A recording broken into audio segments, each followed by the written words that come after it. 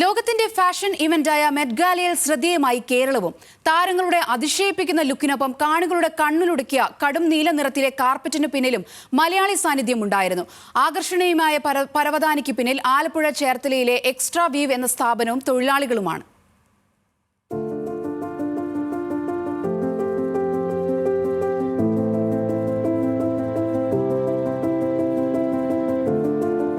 മുൻപെങ്ങും കാണാത്ത ലുക്കിൽ ബോളിവുഡിന്റെ കിങ് ഖാൻ, പ്രിയങ്ക ചോപ്രയും കിയാര അദ്വാനിയും ദിൽജിത്ത് ദൊസാഞ്ചയുമൊക്കെ നടന്നു നീങ്ങിയത് നമ്മുടെ ആലപ്പുഴക്കാരൻ നെയ്തെടുത്ത പരവതാനിയിലൂടെ.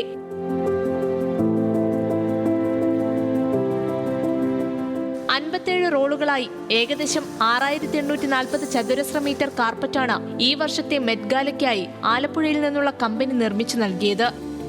ഈ മെറ്റ് ഗാലയ്ക്കായതുകൊണ്ട് വളരെ പ്യുവർ വൈറ്റ് ആയിരിക്കണം. ഒരു ഫോം ഓഫ് ഇമ്പ്യൂരിറ്റി അതിനകത്ത് കാണാൻ പാടില്ല. നിറം നല്ല പ്യുവർ വൈറ്റ് ആയിരിക്കണം. അപ്പോൾ അങ്ങനെ ഒരു 60,000 തൊട്ട് 70,000 സ്ക്വയർ ഫീറ്റ് കാർപ്പറ്റ് ഞങ്ങളിവിടെ മിഷൻ മൂവൻ വളരെ ഒരു സ്പെഷ്യൽ വീവ്, വളരെ ടൈറ്റായിട്ട് വീവ് ചെയ്ത് എടുക്കുന്ന ഒരു പ്രോഡക്റ്റാണിത്.